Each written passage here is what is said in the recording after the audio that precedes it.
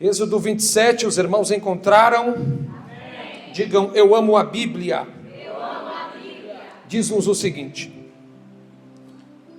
e farás um altar de madeira de acácia, 5 côvados de comprimento, 5 côvados de largura. O altar será quadrado. Diga quadrado. Quadrado. Repita, por favor. Quadrado. Quadrado. Na antiga Palestina, era a representatividade da perfeição. E a sua altura será de 3 côvados. E farás os seus chifres sobre os seus 4 cantos, e os seus chifres serão do mesmo, e o revestirá de bronze. Lhes farás seus recipientes para recolher suas cinzas, suas pás, suas bacias, seus ganchos de carne, seus braseiros, e todas as panelas e utensílios farás de bronze. E farás uma grade em forma de grelha, e sobre a rede farás 4 argolas de bronze nos seus 4 cantos, e os colocarás debaixo do altar em volta, para que a rede chegue até o meio do altar, a saber, 1 côvado e meio. E farás varas para o altar, varas de madeira de acácia, e serão revestidas de bronze. E as varas serão colocadas nas argolas, e as varas entrarão sobre os 2 lados, estando colocadas para assim então carregá-lo. Ele será oco, e de tábuas os fará, como te foi mostrado no monte, assim deves fazer. Farás o pátio do tabernáculo do lado sul, em direção ao sul. Haverá cortinas para o pátio de linho fino torcido, de 100 côvados de comprimento para um lado, e suas 20 colunas e suas 20 bases serão de bronze. Assim, pois, os colchetes das colunas e as suas faixas serão de prata. Os últimos 2 versos, o 9 e o 10, é só para relembrar você do que foi que nós tratamos aqui na última quinta-feira. Amém? Pode tomar assento. Mudou um pouquinho da versão? Mudou? Essa é a atualizada? Tá. Irmãos, essa noite nós estamos dispostos aqui a tratar da não só visão que se tem ao entrar dentro do tabernáculo. Tu tem aí a imagem do tabernáculo? Não só ao entrar dentro do tabernáculo, bem como também a visão de como se desenvolvia o sacrifício dentro do tabernáculo. Passando da porta que dava direção ao lado sul, nós temos então uma visão interna. Essa visão interna, ela é uma visão que, se você estudar a Bíblia, você vai perceber que Deus não decidiu cobrir esse ambiente ficou exposto, esse ambiente não foi coberto. Esse é o único lugar dentro do tabernáculo. Se você olhar daí, você vai perceber que o altar que nós fizemos leitura é esse primeiro utensílio ao lado esquerdo de quem olha daí. O lado esquerdo, você vai ver que tem um altar quadrado com 4 pontas, este mesmo. Exatamente essa era a visão que se tinha ao entrar dentro do tabernáculo. Se você subisse pelas laterais, nos montes e nas colinas, você conseguia perceber, volta à imagem anterior, você conseguia perceber o que é que acontecia exatamente nesse altar. Como que se desenvolvia o ato do sacrifício. Quero considerar com vocês que o tabernacular, no Antigo Testamento, ele é de suma importância, porque ele tem pelo menos 3 apontamentos diretos para nos dar ensinamentos. Primeiro, o tabernáculo aponta para Jesus. A primeira pessoa para quem o tabernáculo aponta é para Jesus. Vocês devem se lembrar que na semana passada eu fiz menção da quantidade de simbologia com base na alegoria que faz apontamento a quem é Cristo e o que Cristo representa, e o desenvolvimento entre o tabernáculo e também correlacionado à pessoa do próprio Cristo. Pois bem, se a primeira pessoa para quem se aponta é para Jesus, a segunda pessoa ou a segunda característica que pode ser tratada fazendo um apontamento ou uma similaridade simbólica é diretamente com a igreja. A segunda pessoa, e falando de pessoa eu falo da noiva de Cristo, e falando de igreja eu falo do organismo num todo. Então, a segunda pessoa é a igreja. Por quê? Porque se Cristo está representado em todos os utensílios sagrados, dentro do que diz respeito do tabernáculo de Moisés, a igreja também é representatividade direta do tabernáculo. Você deve se lembrar que foi disso que o apóstolo Paulo nos chamou. Não sabeis vós que sois templo e morada do Espírito de Deus? Então, o tabernáculo é um apontamento direto para o que nós somos diante daquilo que Deus nos enxerga. A terceira e última persona ou pessoa que está ligada diretamente em um apontamento relacionado ao tabernáculo somos nós, cada crente em sua singularidade. O que eu quero dizer com isso é que uma vez que nós olhamos para o tabernáculo, irmão Iago, nós temos a revelação do que nós somos, das nossas limitações, daquilo que nós podemos ponderar como fraqueza, daquilo que nós podemos ponderar como força, vigor, destreza e por aí vai. Note que eu falei a vocês que o deserto ao entorno é a representatividade do mundo. Pastor Daniel, então do lado de dentro, se o altar está tocando no chão, o altar está tocando no mundo. Na verdade, você se esquece que o que Deus falou para Moisés em Êxodo, capítulo de número 3, subaplica-se ao que eu vou lhes falar agora.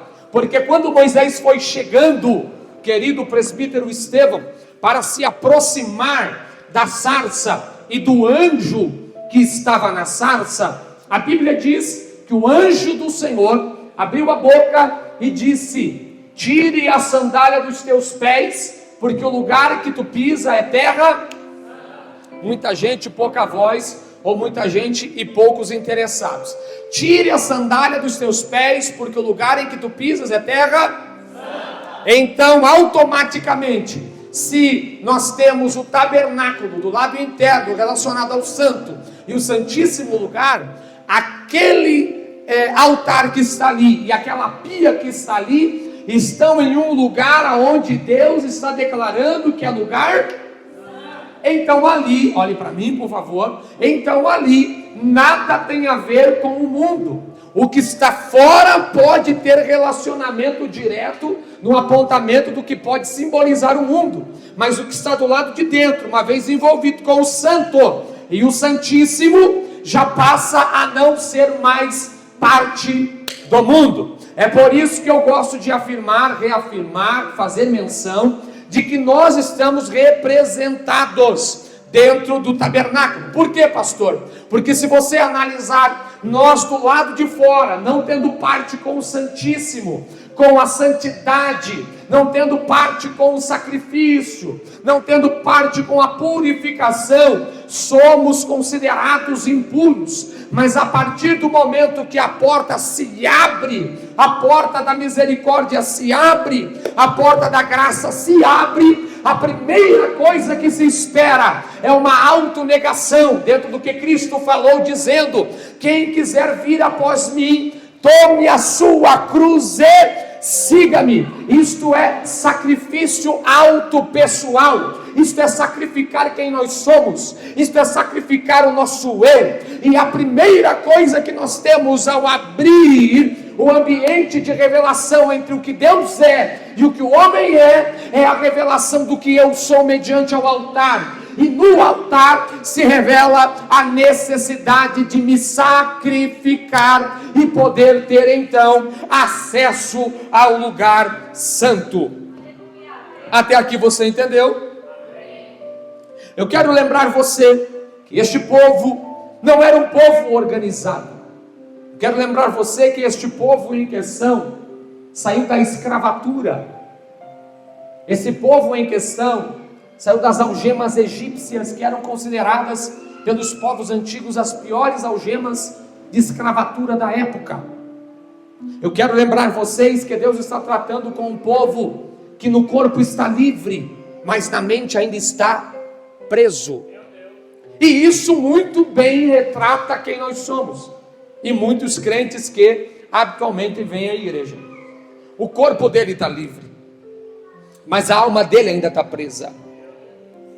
O coração dele ainda está preso.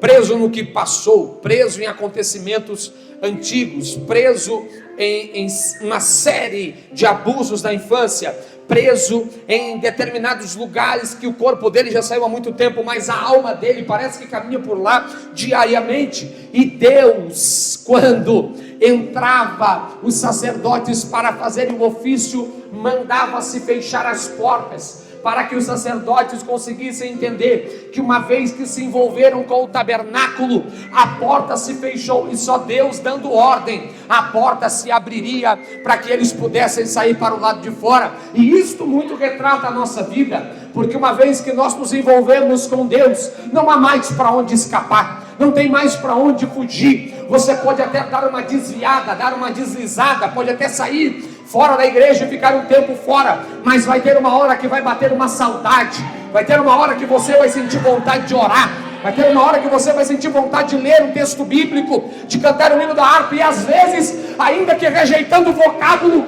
você começa a assoviar o hino da harpa, porque a tua alma tem saudade do encontro que você teve com ele um dia. Alguém aqui que pode dar glória a Deus?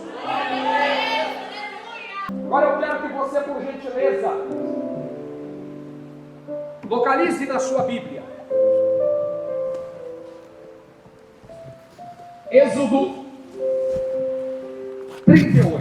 Eu já volto em Êxodo 17, mas eu quero que você localize para mim fazer menção de algo muito importante.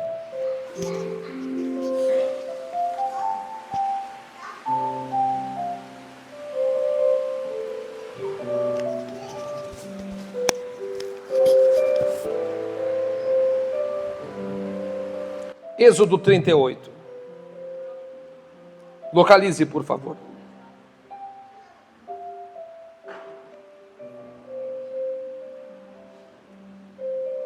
Achou?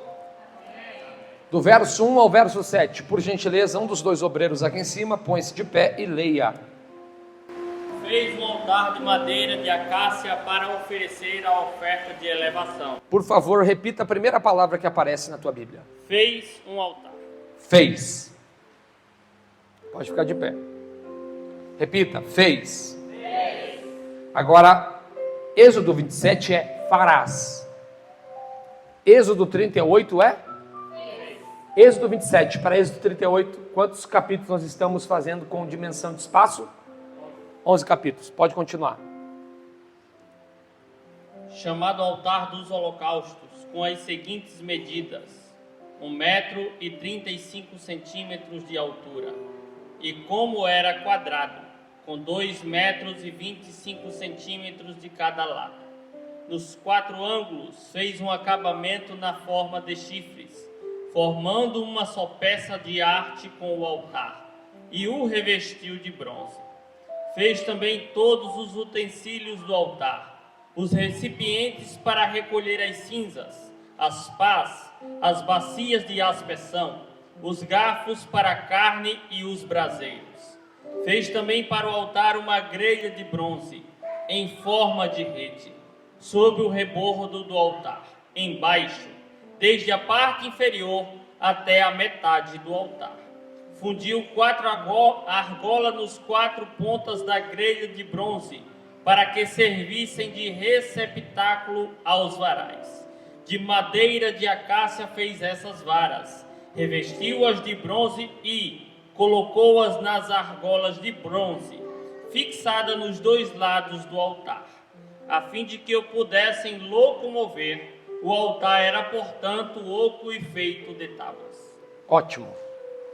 Agora eu quero que você lembre do capítulo 27 e localize se tem alguma coisa diferente do que Deus mandou fazer. Não. Você não vai achar nada diferente. Porque a supremacia da ordem do verso de número 8 é: faça conforme tudo que eu te mandei. Faça conforme eu te mandei. Não mude nada, exatamente nada. Por quê? Agora eu começo a explicar a você. Se do lado de fora nós temos a percepção de que entrando e só entrando consegue-se ter acesso à presença, a saber, em retrospecto, a arca da aliança, o que eu consigo compreender, e acredito que a minha mente é limitada, e pode ser que tenha alguém que pense um pouco mais do que eu, e consiga talvez até mesmo aplicar isso aqui de uma forma melhor, mas o que eu consigo entender é que existe uma limitação. Você pode entrar pela porta que se abre, mas o altar te limita. O altar é uma outra limitação. Se a porta é uma limitação que dará acesso, o altar não tem uma porta que você possa entrar por ele. O altar é um lugar em que você precisa se relacionar. Se é necessário, está me ouvindo aí, irmão? Se é necessário se relacionar, então tem uma busca, tem uma necessidade. Qual a necessidade? Compreender como eu me relaciono com esse altar. Talvez alguém aqui que nunca tenha participado de um estudo bíblico. Tem estado em algumas igrejas aí que mais querem é tirar o dinheiro do bolso, fazer umas festinhas, fazer umas brincadeirinhas de mau gosto, e por aí vai. Isso aqui é uma igreja bíblica. Isto aqui é uma igreja bíblica. Isso aqui não é igreja do oba-oba, revela isso. Não, aqui é igreja bíblica. E talvez você esteja estranhando. Então eu quero dar uma dica a você. Procure conhecer as Sagradas Escrituras. Você não pode bater no peito e dizer que é de Deus se você não o conhece. E para conhecê-lo, você precisa gostar de Bíblia, meu filho. Precisa gostar da palavra. Então, por favor, pense comigo. Está horrível o som, João. Pense comigo. A análise que se tem é de um Deus que quer que o homem se relacione, quer que o homem se relacione com ele no altar. Então esse relacionamento passa pelo seguinte aspecto: o sacerdote que vai para ofertar no altar precisa compreender o que este altar representa. Qual é a representatividade deste altar? Primeiro eu quero lembrar você da medida que ele tem. A medida dele, 2,25 m por 2,25 m, 1,35 m de altura, nada mais é do que uma representatividade direta daquilo que nós consideramos ser os 4 pontos cardeais da Terra: norte, sul, leste, oeste. Então este altar é a representatividade direta dos 4 pontos cardeais da terra. Por quê, pastor? Porque se esse altar representa o altar do sacrifício, significa lhes dizer que se ele está apontando para Cristo, o sacrifício de Cristo, a saber no altar, a saber entregue no madeiro, a saber entregue pelo próprio Deus com relação à sua presciência, deve-se ser considerado um sacrifício que alcança norte, sul, leste e oeste. Então eu consigo entender que este altar é a representatividade do poder salvífico de Cristo. Por quê? Porque se aqui no nosso mundo ocidental o sangue de Cristo tem poder para salvar, curar, libertar, transformar, também no mundo oriental, aonde tiver um crente levantando a mão e dizendo que ele é bom, que ele é santo, que ele é digno, que ele é eterno, ali também haverá salvação. Se na Ásia Central tiver um crente disposto a amar Jesus, o sacrifício de Cristo alcançará. Por se eu estou dizendo que os 4 cantos da terra estão representados neste altar, o que dirá a tua casa? O que diremos da tua família? O que diremos dos teus parentes? Então descansa o teu coração, porque se esse sangue pega nos 4 cantos da terra, o que dirá ser a tua casa? O que dirá ser a tua família? O sangue de Jesus tem poder para perdoar pecado. Para ou continuo? Vocês têm certeza? Foi vocês que pediram. Então nós temos o contraste. Do que, pastor? Da representatividade do que esse altar simboliza. O altar era feito de madeira de acácia, revestido de bronze. Quero lembrar vocês que neste altar se queimaria o sacrifício. Se ele é de madeira, como, pois, não pega fogo e não se autoconsome? Porque há um revestimento. É este revestimento, e eu não quero ficar nele, que dará a proteção para que o altar por si só não se consuma. Mas nós precisamos lembrar, Êxodo 27.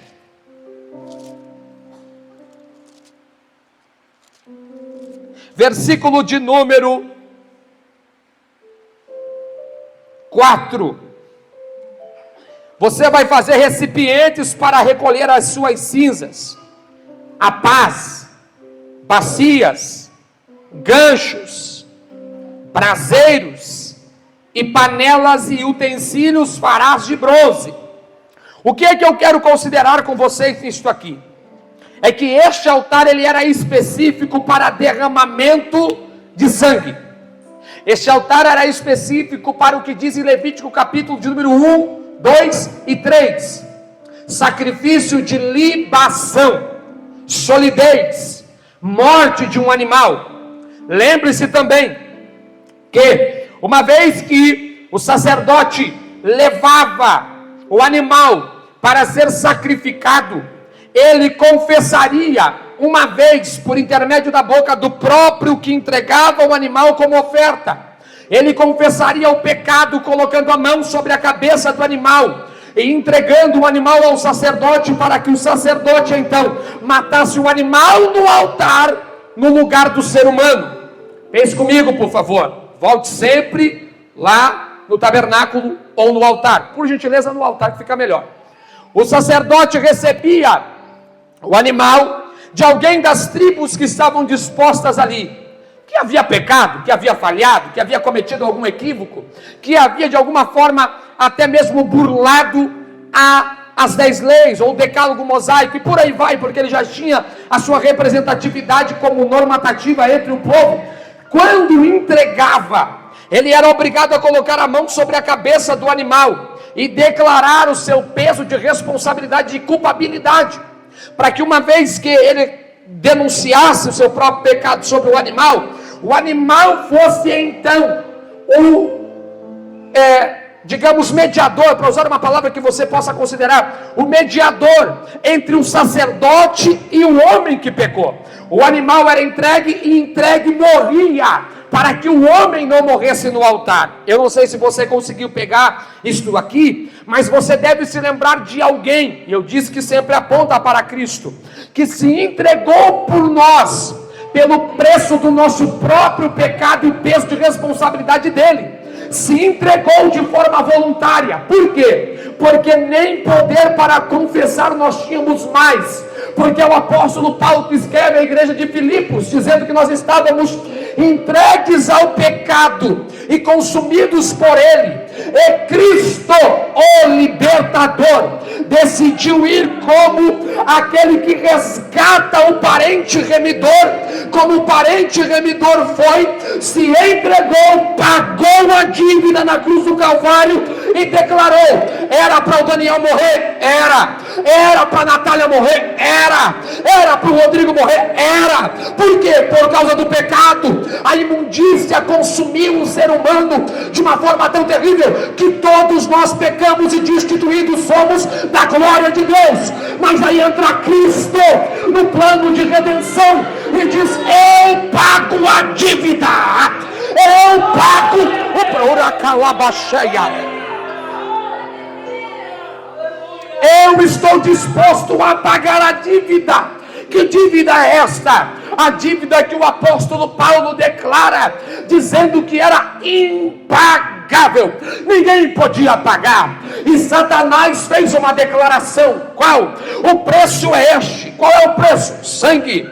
A tua própria vida tem que ser entregue. Aonde?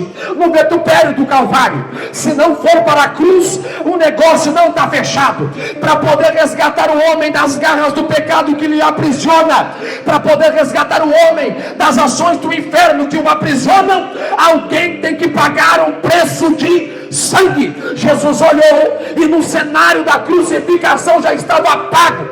Olhe para mim, por favor, menos movimentação. Olhe para mim, por favor. Quando ele declara que ele vai para o Calvário, a dívida ali já estava paga. Ele não precisava morrer, ele não precisava se entregar à morte, porque ali na cruz ele já estava pagando pelos nossos pecados. Mas como a obra salvífica é completa e não incompleta, ele se entrega à morte. A morte não o venceu. Até para tomá-lo, a morte teve que pedir permissão. Ele se entrega. Isso aqui é para quem tem um nível de QI alto. Ele se entrega para a morte, e se entregando para a morte, prega nas regiões baixas da extremidade da terra. E nas regiões baixas da extremidade da terra, ele pega o seio de Abraão, que ele mesmo usou a boca e pregou, e joga lá para cima, para Nova Jerusalém. Para quê? Para declarar que a obra dele não poderia ser só para quem estava vivo, é até para quem pregou sobre ele no Antigo Testamento sem o conhecer. Quando ele vem descendo nas partes baixas da extremidade da terra, Isaías dá uma olhada. Isaías dá uma olhada e não mexe nada aqui. Isaías dá uma olhada, e quando dá uma olhada diz: eis aí o amado. Ei, Urabacalava cheia. Eis aí quem eu disse que nele nós não víamos beleza alguma, e rejeitamos-nos e damos ao pudor. Eis aí ele. Quando Moisés viu ele andando, disse: esse aí é quem declarou com o sopro a abertura do mar vermelho.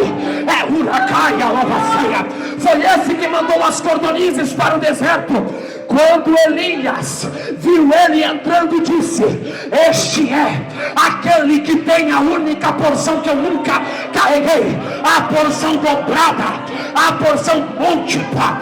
Quando eu falo isso a vocês, eu estou tentando trazer à tua memória que Jesus não faz obra por incompleto.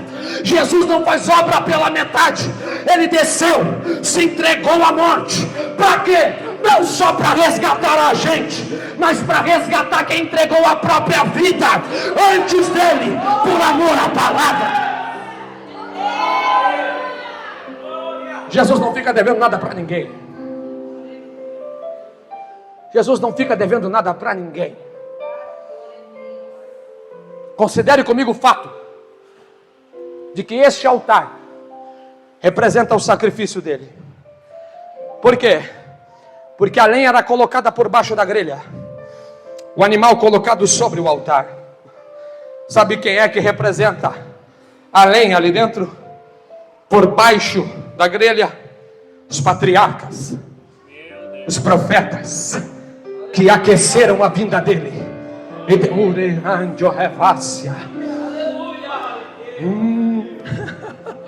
Que se entregaram por amor à palavra e por paixão a ele.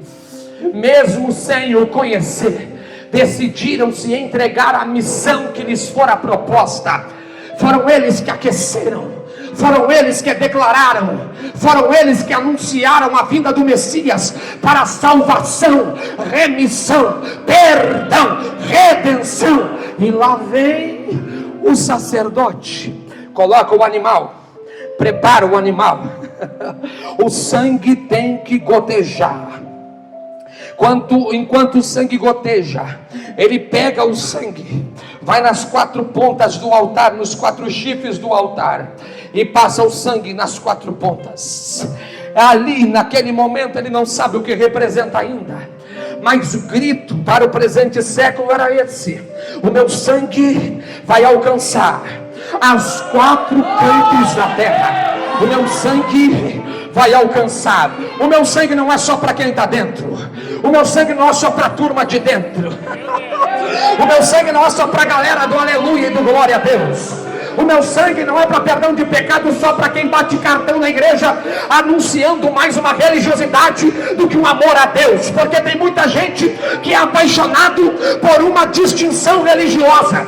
Eu sou um cara que sou extremamente apaixonado pela igreja em que eu congrego, sou apaixonado por este ministério, mas se tem alguém que emudece a minha alma e que me tem por completo, não é a placa da Assembleia de Deus Vida Nova, é o meu Cristo. Eu sou apaixonado por ele, eu amo. Mas tem gente que é tão apaixonado por uma placa, que naquele dia, se a placa não subir com ele, ele não vai querer subir.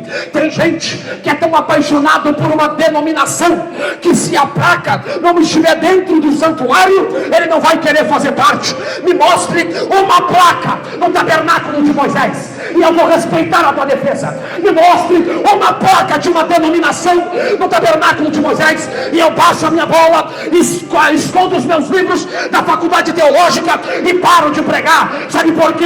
Porque nele, uma vez nele, nada pode nos separar. Tome, irmãos, você pode escuta para dar glória a Deus com inteligência. Escuta, por favor. Você pode ser mais moreno do que eu, mas eu te amo. Você pode ser mais branquinho do que eu, mas eu te amo. Você pode ser letrado, meu filho, ter doutorado, pós-graduação, pode ser mestre, pode ser o que for, eu te amo igual. Pode ter dinheiro e pode não ter, eu te amo igual. E é isso que uma placa não consegue denominar, é isso que uma placa não consegue distinguir, e é por isso que fica do lado de fora de uma igreja. Sabe por quê? Porque o que importa é que eu e você, na nossa humanidade, respeitamos as nossas diferenças e decidimos dar a mão e caminhar junto.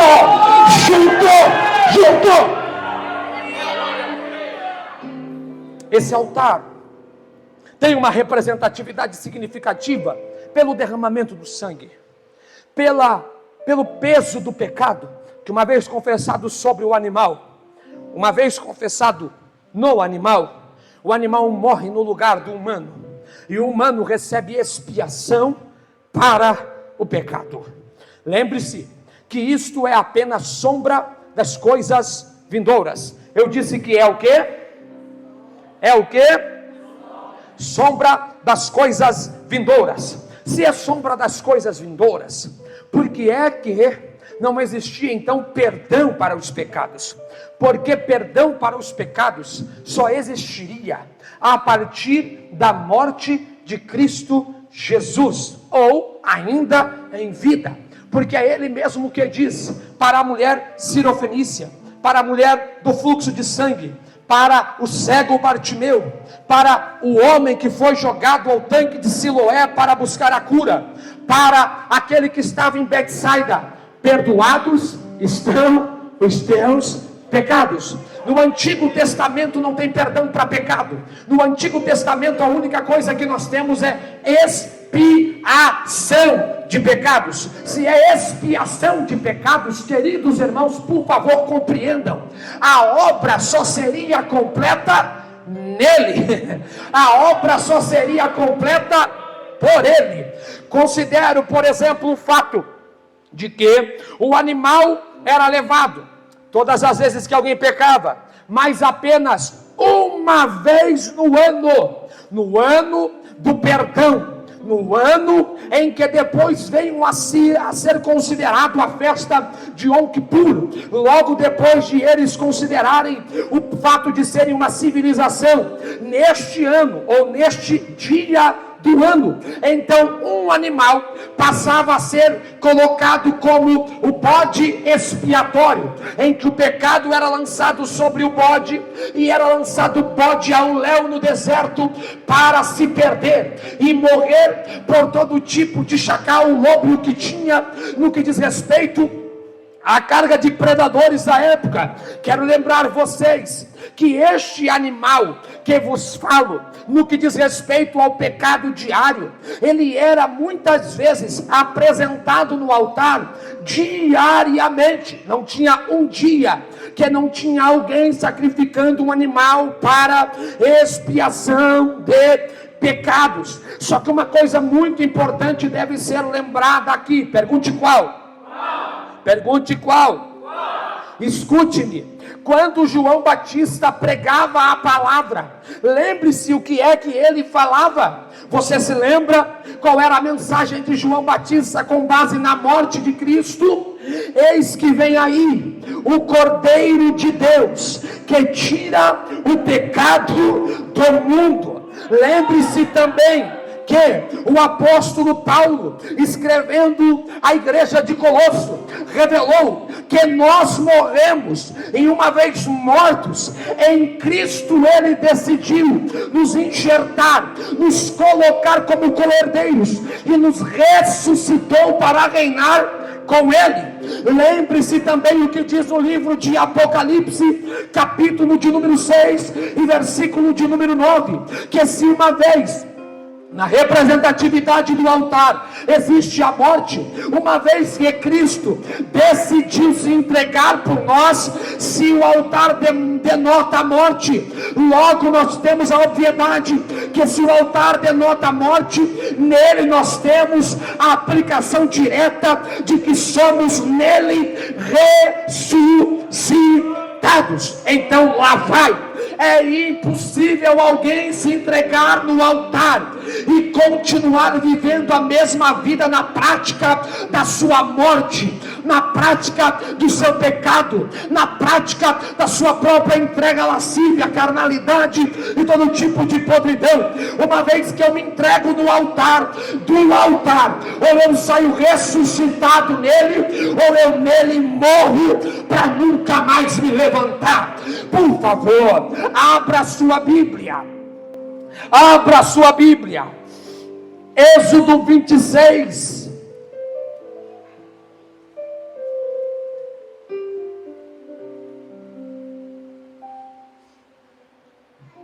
Êxodo capítulo de número 26.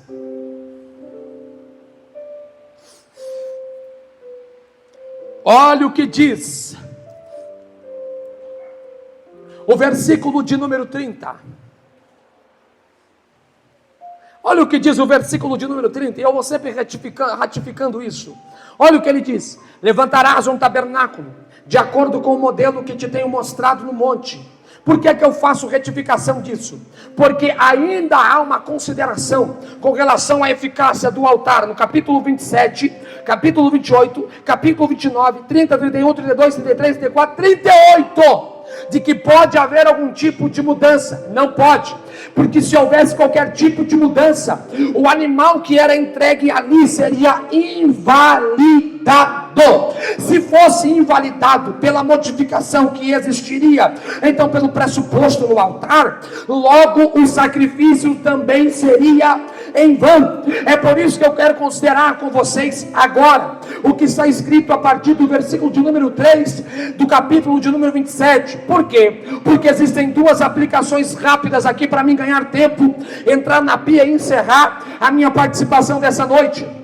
Lá no capítulo de número 27 e no versículo de número 3, obedecendo a ordem que Deus havia dado, olha o que é que Moisés vai fazer além do altar, mas para exercício do que era feito no altar. A Bíblia diz que foi feito por Aiolabe, e também quando foi feito, estes utensílios foram consagrados ao Senhor. Note, olha o que está escrito no versículo de número 3. Você vai fazer recipientes para recolher as cinzas, as apás, as bacias, os ganchos da carne, ou a famosa espivitadeira, e os seus braseiros. Todos eles, junto com as panelas, serão utensílios sagrados, e tu os farás de bronze. Se nós temos o altar onde o animal é colocado, se temos a grelha dentro do altar como uma churrasqueira, é um padrão, é quase que como uma churrasqueira, o animal é morto ali, Logo, a cinza vai ficar ali. Considero com você que a cinza precisa ser retirada, porque toda a cinza atrapalha do fogo. Toda a cinza atrapalha do fogo. É pouco gaúcho nessa igreja, né? Então vamos lá. Quem sabe, entende churrasco, sabe que cinza atrapalha na hora de você fazer uma boa carne. Então a cinza tem que ser tirada, colocada para fora. Mas não é para fora do altar, é ser posta dentro de uma panela. O sangue na panela, a cinza na panela. Para quê? Com a roupa que o sacerdote sacrificava, ele não podia sair para o lado de fora. Então ele trocava a sua roupa por uma roupa de linho fino, e pegava a panela e saía para o lado de fora, e ia para um território onde não existia pessoas morando, ou civilização, e jogava a cinza misturada no sangue fora. Voltava para dentro do tabernáculo, e lá dentro do tabernáculo, algo que como uma bacia, que é o que está escrito aqui, você pegava uma bacia cheia de água, jogava dentro da panela, lavava a panela para poder ser usada de novo. Agora eu quero fazer uma pergunta para você, e você vai poder responder para mim pela tua própria consciência. Escute-me, por favor. Se nós temos a representatividade de uma panela que está suja de sangue, suja de cinza, e agora volta para dentro do tabernáculo para ser reutilizada, não pode ser reutilizada com as características da sujeira. Deus precisa que ela seja. Então o que é que Deus vai usar para limpar? Simples, a água que está dentro da bacia. Então eu pergunto e você responde: que água é essa?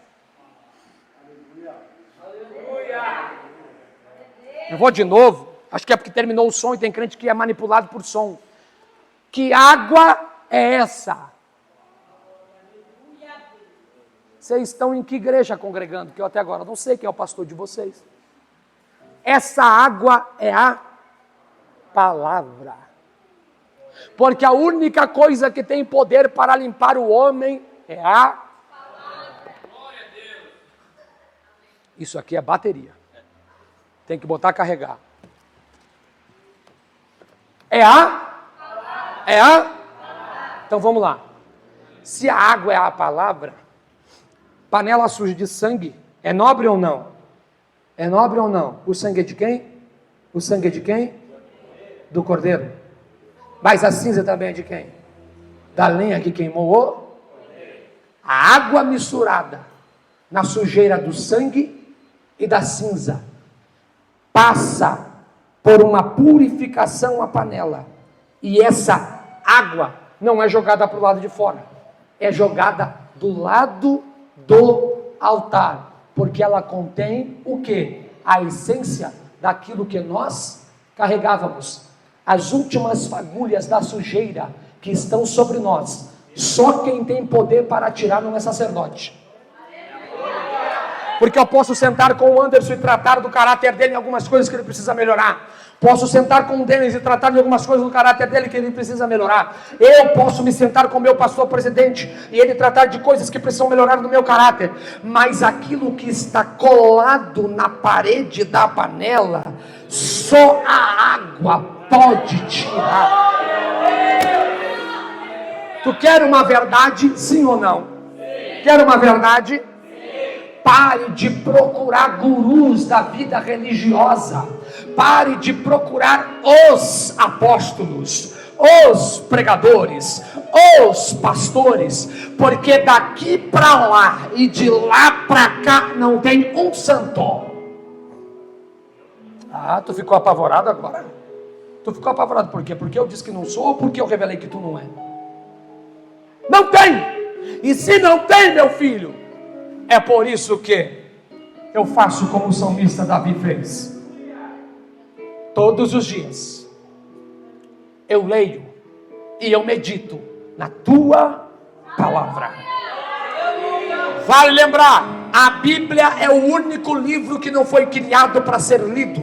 Por quê? Porque quem lê no aspecto de absorção de conhecimento ou de fraturas relacionadas a coisas que aconteceram no passado e analisando, faz personificação de coisas que precisa melhorar. A Bíblia não é um livro para ser lido. A Bíblia é o único livro que foi feito para ser meditado. O que é meditar?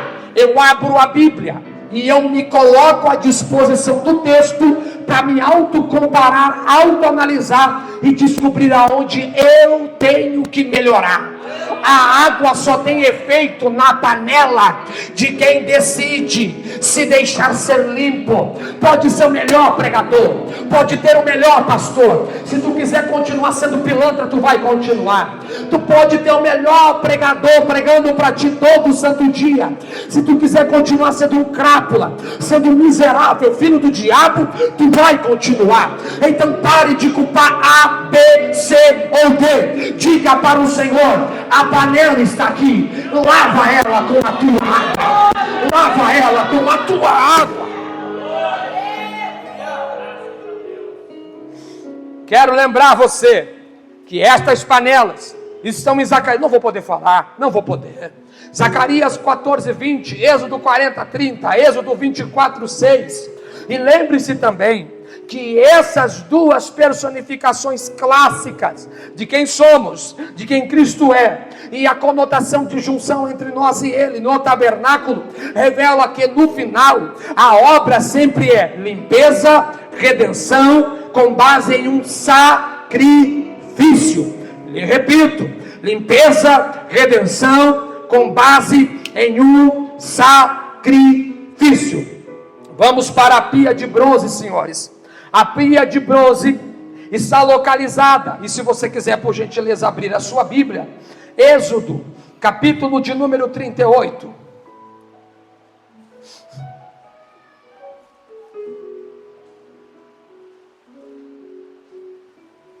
Rapidamente abra. Êxodo, capítulo de número 38, verso de número 8. Alguém leia, por favor. Fez uma bacia e sua base com bronze polido, o mesmo polimento com que se conseguiam fazer os espelhos de bronze usado pelas mulheres que serviam à entrada da tenda da presença de Deus, chamada de tenda do encontro ou da reunião. Coloca a pia, Douglas, por favor. A pia de bronze. Se uma vez que eu passo pelo altar, eu preciso me limpar de toda a sujeira envolvendo o sangue, para poder então honrar ao Senhor entrando no santuário. Eu preciso limpar as minhas mãos, eu preciso limpar os meus pés. Pastor Daniel, era lavado as mãos e os pés? Sim, Êxodo 30, 19 deixa isso muito claro. Olha o que diz Êxodo 30, 19. Porque Arão e os seus filhos lavarão nelas as suas mãos e lavarão nela as suas mãos e os seus pés, quando entrarem para o tabernáculo da congregação. Lavar-se-ão com água, para que não morram. Sabe uma coisa que eu acho interessantíssimo aqui? É que nesse aspecto do envolvimento do homem com a pia, tem uma revelação importantíssima. Porque essa pia tem um apontamento direto para o batismo nas águas. Sim, ele pode representar o batismo nas águas, porque a água e o Espírito está declarando como uma limpeza direta no homem que se predispõe a chegar a Cristo. Porém, esta pia também pode representar diretamente o que eu vinha já vos falando. Pode representar a palavra. Lembre-se do que Cristo fez. Por quê? Cristo, ao ouvir uma discussão entre os discípulos, diz a Bíblia Sagrada, que eles estavam discutindo quem seria maior, quem seria o melhor, quem seria o bam ao entrar nos céus. E a Bíblia denuncia que Jesus pegou a toalha, pegou uma bacia, olha a bacia aí, pegou uma bacia, colocou água do lado de dentro, e olhou para os discípulos e disse a eles: sentem, eu quero lavar os pés de vocês, sentem-se, eu quero purificar vocês. Pedrão, que era maluco, olhou e disse assim: o Senhor vai lavar meus pés? Nem pensar. Jesus olhou para ele e disse: se eu não lavar teus pés, tu não tem parte comigo. Olha o que Jesus está dizendo para ele. A palavra parte ali é co-herdeiro. Jesus está dizendo para ele: Se tu não deixar eu lavar teus pés, tu não vai poder entrar no registro da minha memória, como sendo alguém que eu discipulei, como sendo alguém que eu ensinei, como sendo alguém que eu palestrei, ministrei e tornei ser um discípulo. Pedro olhou e disse o seguinte: então faz o seguinte, joga água em tudo, lava até o meu corpo, já lava tudo de uma vez. Jesus olhou e disse: não precisa disso. Por que é que Jesus está fazendo a cerimônia do lava-pés aqui? Simplesmente pelo fato de que ele está fazendo um apontamento àquilo que o tabernáculo também já apontava.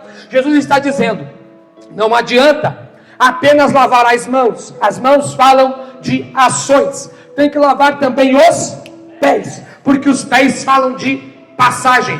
Por que é que ele está revelando isso aqui? Porque está consoante com lavar as mãos no Antigo Testamento, lavar os pés no Novo Testamento. Porque no Antigo Testamento, lavar os pés, lavar as mãos, era uma atitude comportamental diária. Mas no Novo Testamento, lavar os pés se tornou uma regra para o discipulado no que diz respeito entre Cristo do colégio apostólico. Por quê? Porque era ele revelando: a partir de agora, quando vocês se reunirem, alguém tem que ter o espírito que eu tenho. Qual? De servir. Por quê? Porque lá atrás, na antiga aliança, se lavava as mãos pelo pecado dos outros, se lavava a mão por revelar o pecado dos outros. Na nova aliança, vocês têm que lavar os pés uns dos outros, para que todos se considerem um maior do que o outro. E é por isso que ele diz: sabe quem é maior no meu reino? Quem se faz menor na terra. Aquele que serve aqui será servido lá. E é por isso que ele pega a água na bacia, ou a bacia na água, e vem para os discípulos e vem lavar os pés, porque ele estava dando uma regra cabal diária para quem congrega a igreja, para quem habitualmente bate no peito e diz: eu sou crente. Aqui dentro, você pode acusar quem você quiser, mas você tem que sempre dar uma olhadinha. Acuse quem você quiser, mas não esquece, tá? Teu pezinho tem que estar limpo, meu filho. Só que não tem como teu pecado estar limpo se tu acusa o teu irmão, porque só quem pode lavar o teu pé não é você mesmo. Como é que é, pastor? Só quem pode lavar o teu pé é o teu próximo. Então é por isso que, por mais que tenhamos falhas entre irmãos aqui, e nós temos falhas, somos seres humanos, em todos os lugares tem falhas, mas por mais que tenhamos, eu não abro mão de lavar os pés do Anderson, eu não abro mão de lavar os pés do Estevão, eu não abro mão de lavar os pés de vocês. Sabe por quê? Porque quando eu lavo os pés do meu próximo, eu estou dizendo para ele: lave também os meus, porque há uma igualdade comportamental aqui. Eu preciso de você e você precisa de mim também. Lavava-se as mãos. Só que uma das coisas mais interessantes, eu fiz várias anotações, mas não vai dar para falar. Uma das coisas mais interessantes é o que se revela no versículo de número 6, 7 e 8. Pergunte o quê? É que para que esse altar fosse, ou melhor, para que esta pia fosse feita, essa bacia fosse feita, era necessário uma oferta. Pergunte do quê? Daquilo que revela quem somos. O espelho. As mulheres em Matainara, que estavam na porta a serviço de quem entrava, para auxiliar no que era necessário, lembraram: rapaz, não vai ser feito uma pia aí dentro? Vai. Está um burburinho aí, não está não? Tá sim. Então vamos fazer o seguinte: vamos doar aquilo que serve para nós nos embelezarmos. Vamos doar aquilo que revela a nossa beleza. Vamos doar aquilo que revela a nossa imperfeição. Para quê? Para eles poderem colocar embutido dentro da pia. Por quê? Porque o que as mulheres entenderam era o que os sacerdotes ainda não tinham percebido. O que, pastor Daniel? Que no momento em que as mãos entravam, a face tinha que entrar também. E entrando a face, por mais que não tivesse apenas o reflexo da água, tinha o reflexo do espelho. Por quê? Porque além de lavar as mãos, o sacerdote tinha que dar uma olhada para ver se a cara não estava suja. Por quê, pastor? Porque o sacerdote com a cara suja vira vergonha para quem o olha. Não dá mais, fica de pé. Queria mais, pastor? Vem no próximo culto. É assim que eu faço.